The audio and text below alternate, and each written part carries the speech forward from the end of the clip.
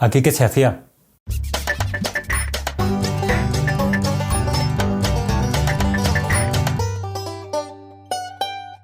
Hola, ¿qué tal? Yo soy Juan Carlos, bienvenidas a Talk Libros. Tal vez os suene mi cara de algún otro vídeo lejano en el tiempo, porque sí, resulta que en mi penúltimo vídeo dije que llevaba como un mes sin grabar y que mi intención era volver a ser constante, a grabar un vídeo por semana. Ha pasado un mes y pico. Bueno, creo que no me tengo que justificar de nada, pero es verdad que no hace mucho comencé en un trabajo nuevo, el horario es algo más demandante, no tengo demasiado tiempo a diario para grabar y en fines de semana, pues cuando se puede. Entonces, lo más lógico, lo más decente por mi parte es no comprometerme, ir grabando cuando vaya pudiendo, que puede ser un vídeo por semana, genial. ¿Que va a ser un vídeo al mes? No sé, como un resumen de lecturas, como el que vamos a hacer hoy. Pues también genial, ¿qué le vamos a hacer? Aquí estamos para divertirnos, para pasarlo bien y tampoco quiero que esto sea un agobio. Es verdad que tenía muchos planes que se han ido quedando un poco ahí en espera. Tal vez pueda ir retomándolos, pero bueno, de momento vamos poquito a poco, piano piano. Y hoy vengo con 6 de mis últimas lecturas. Sí, se me han juntado ya casi 12, tengo casi para otro vídeo. También llega el final de año con ese resumen anual que me gusta también hacer. Así que creo que se avecinan fechas intensas. Pero vamos paso a paso. Vamos a ir partido a partido. Y primero os voy a hablar de 6 de mis últimas lecturas. Nos vamos primero a México, creo que he leído 3 libros mexicanos para esta tanda y el primero de ellos es Enrabiados de Jorge Volpi.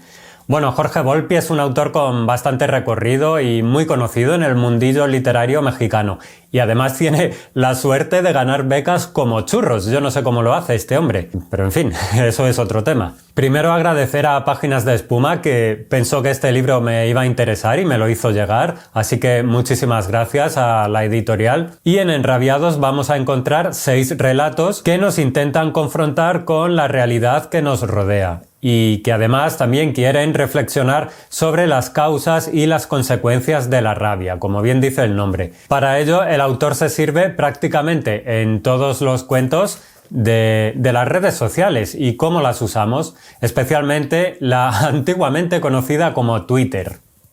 Bueno, hay una frase en el libro que resume perfectamente la esencia de todo esto, que dice: las redes son lo contrario de un proceso judicial. Todos somos culpables salvo prueba en contrario. Por cierto, me acabo de dar cuenta de que repite la palabra contrario aquí muy seguido. Bueno, aquí vamos a encontrar, por supuesto, varias historias. Hay un asistente que ha de escribir el epitafio de un reputado físico y médico que resultaba ser una persona llena de rabia. Hay también una tragedia griega a lo Succession, donde una herencia desata lo peor de una familia. También hay un hombre que es capaz de traicionar a la persona de la que está enamorado. Hay otra historia que es bastante original en lo formal, ya que está escrita a base de tweets en una sociedad utópica. Y también un relato compuesto por 4 mini historias donde la música es la protagonista y por último un cuento, el que más me gustó de todo el libro, donde un personaje cuenta la historia del escritor que lo creó. La verdad es que siendo Jorge Volpi un escritor reputado, como he dicho antes, yo esperaba mucho más de este libro. Si bien sí que tiene cierta originalidad en alguno de los cuentos, en general me encontré con narraciones medianamente planas que no terminaban de despegar. Creo que lo que me faltó es encontrar una voz propia, una voz personal, y no relatos que podían estar escritos por cualquiera. Por desgracia, este va a ser un libro que olvide rápidamente. No me gustó demasiado y sinceramente no sé a quién podría recomendarle un libro como Enrabiados. A ver, no está mal, pero no es lo que yo iba buscando. Seguimos en México para hablar de un libro que leímos en lectura conjunta aquí en Talk Libros y se trata de Furia de Clío Mendoza. La autora fue ganadora del premio Sor Juana Inés de la Cruz de poesía por el poemario Silencio, también publicado, por cierto, por Almadía. La historia de Furia comienza cuando 2 desertores de bandos opuestos se encuentran y deciden unirse en vida a través de la muerte, abandonando la guerra que estaba escondiendo sus propias identidades. Vamos a seguir sus pasos durante un tiempo, pero pronto vamos a ver que esto no es más que un espejismo, que nos va a llevar a otros personajes y otras historias. Me llamó mucho la atención el estilo con incisos poéticos y frases poderosas de la autora, con pasajes donde todo se vuelve onírico y simbólico. Además, recuerdo que en la presentación del libro, aquí en Barcelona, Clio Mendoza comentaba que la novela tiene mucho de alucinación y de estados alterados de conciencia,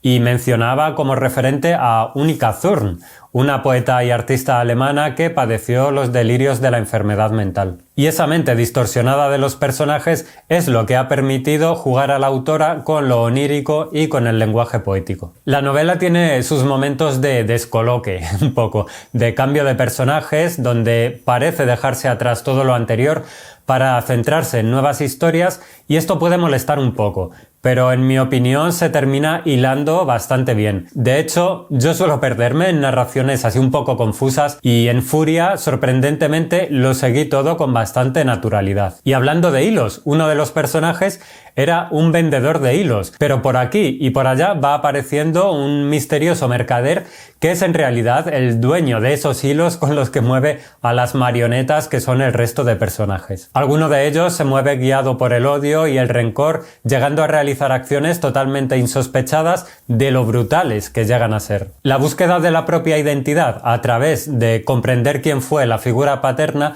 nos lleva a referentes como, por ejemplo, Pedro Páramo. Y aquí esto es uno de los temas centrales, pero los personajes femeninos son potentísimos y veremos como poco a poco se van incluso difuminando los muros identitarios de género e incluso de humanidad. Y esto sucede de una manera cuanto menos bastante curiosa. También la familia como ente orgánico tiene su importancia aquí. De repente vamos a encontrar lazos insospechados entre unos y otros, algunos realmente sorprendentes y otros que tal vez se pueden ir intuyendo. Furia es una novela retadora que causa controversia y que probablemente no guste a todo el mundo. El delirio que vamos a encontrar aquí se va conformando página a página y lo va englobando todo, y eso no es sencillo de asimilar.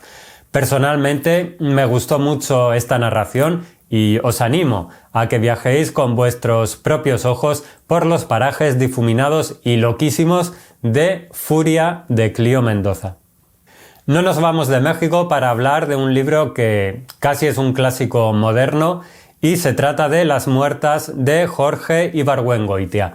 Este es uno de los nombres destacadísimos de la narrativa mexicana del siglo XX. Las muertas se publicó en 1977 y es la que probablemente sea la obra más reconocida del autor. En ella, Ibargüengoitia tomará de base el caso real de las Poquianchis, unas hermanas que eran dueñas de varios prostíbulos y que fueron culpables de asesinar a alrededor de 100 personas, en su gran mayoría prostitutas. Y ojo que esto las convierte en las más prolíficas serial killers de las que haya registro en la historia criminal mexicana. Bueno, la novela comienza con lo que parece un ajuste de cuentas, a través del cual, y tirando un poco del hilo, se va a ir descubriendo un macabro pastel totalmente inesperado, cocinado por las hermanas Baladro, con la complicidad del capitán Bedoya, que es un policía corrupto que parece moverse únicamente por su propio interés. En el libro conoceremos cómo las hermanas llegaron a ser proxenetas, los tejes y manejes de sus prostíbulos y las chicas que van reclutando con distintos métodos para que trabajen bajo su mando, y también el maltrato al que las abocan y finalmente el descubrimiento de los hechos funestos por parte de las autoridades. Vamos, lo que sería el auge y la caída de estas hermanas. Lo curioso es que muchas de las sucesivas muertes que van a ir aconteciendo en la novela se muestran tal vez como algo inevitable y casi natural, y yo creo que esto es lo que más impacta, junto con un estilo fresco e irónico que a veces hace que nos preguntemos si estamos leyendo una historia cómica o no. Continuamente Ibargüengoitia confronta al lector lanzándole una historia que realmente es muy macabra, pero contada con ese puntillo irónico, y al final el lector se queda un poco con una mueca ahí extraña.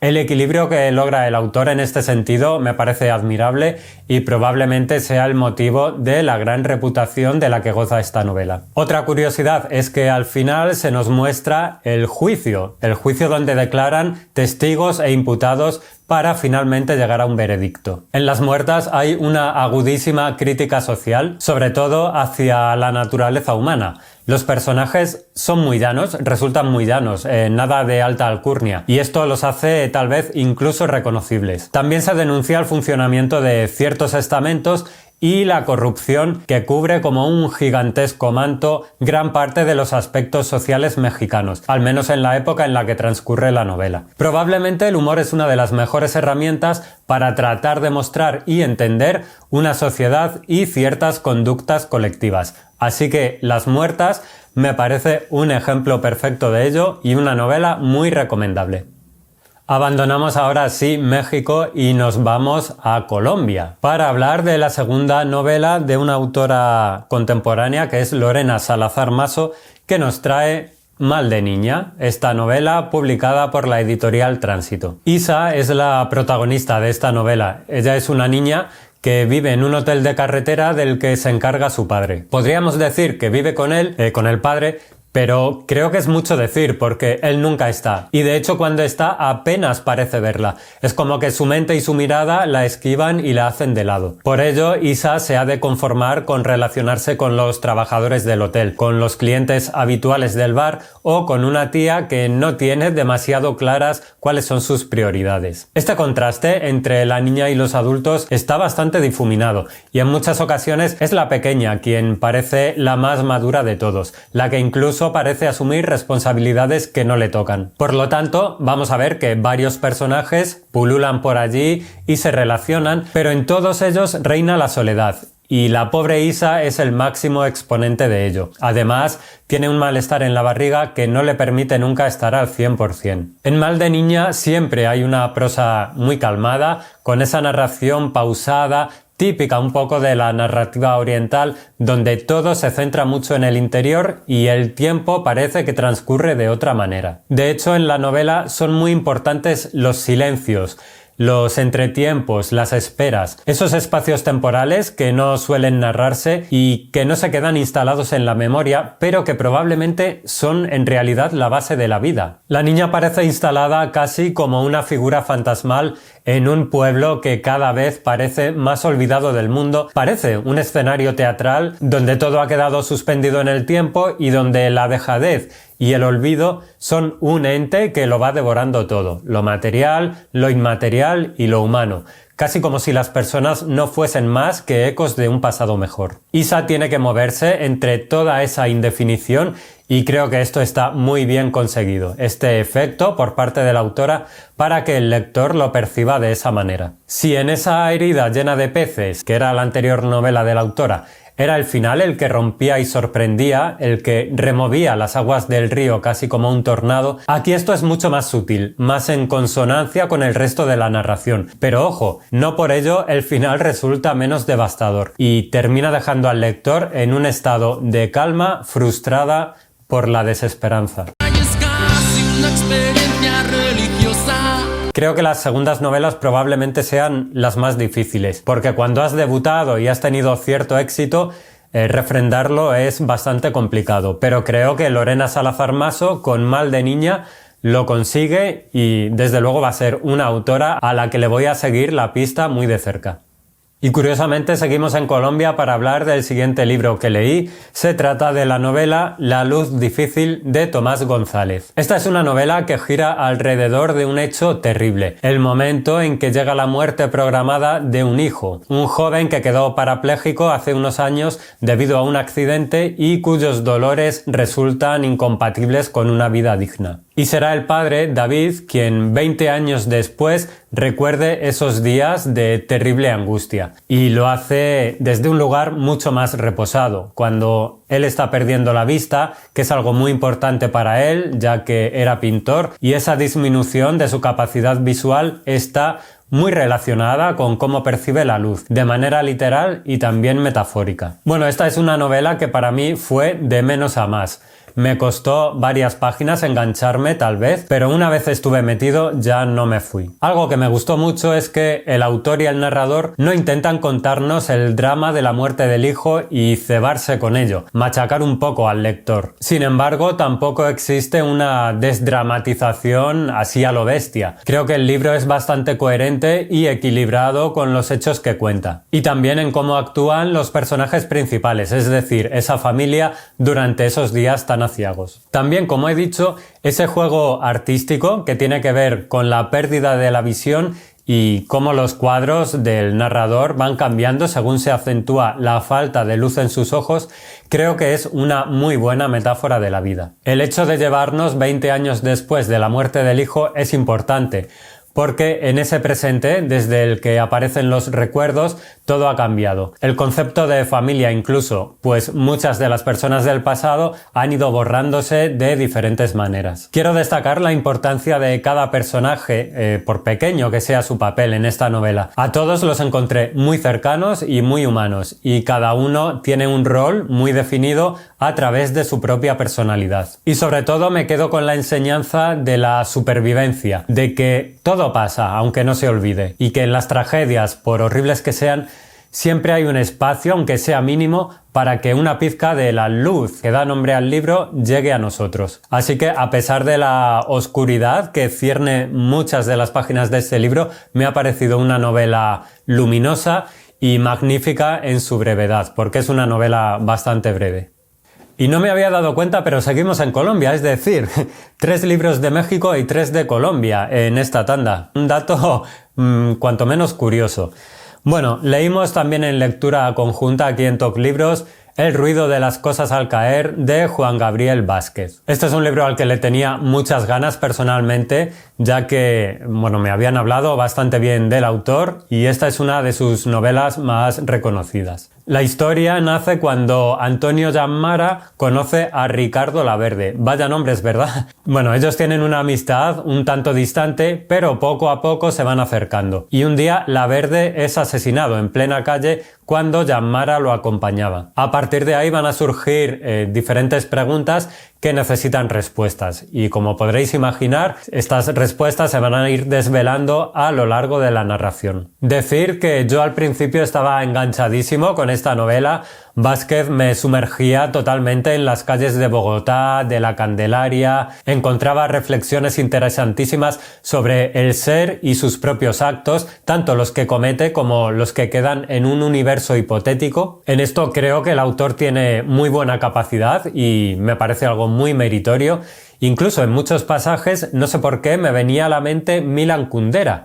Tal vez por esa capacidad de describir sin hacerlo, no sé. También me gustó la manera de mezclar realidad histórica con ficción y cómo se van a ir hilando varias historias a través de accidentes aéreos. Pero, sin embargo, el interés de repente va decayendo. Aparecen nuevos personajes y nos vamos de viaje histórico un par de veces para conocer el pasado familiar de Laverde. Y ojo, que estos son pasajes que enganchan, pero que en mi opinión se alargan demasiado. Es como de repente meter otras mini novelas dentro de la principal, con el tema del narcotráfico ahí de fondo, aunque sin que llegue nunca a explotar. Por ejemplo, me estaba interesando muchísimo de toda esta amalgama la relación que tiene Llammara con Aura, su pareja, y cómo esta relación se va viciando y enturbiando poco a poco. Pero el autor decide darle más importancia a otras historias, lo cual me parece una pena. Además, parece que Vázquez deja atrás ese buen hacer literario de la primera parte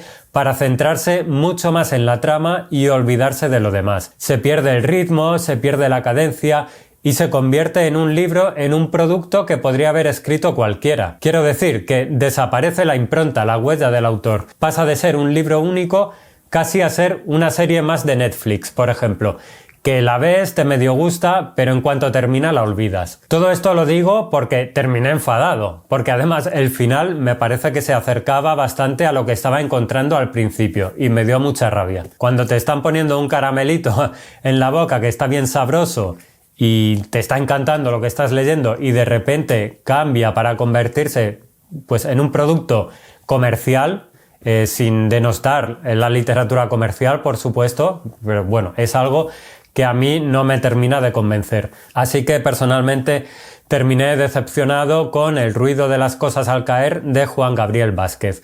Seguiré leyendo al autor probablemente más adelante porque tengo más libros suyos, tal vez algún ensayo, vamos a ver cómo se desempeña con esta labor. Tengo alguna novela corta también, bueno, ya veremos, el futuro deparará.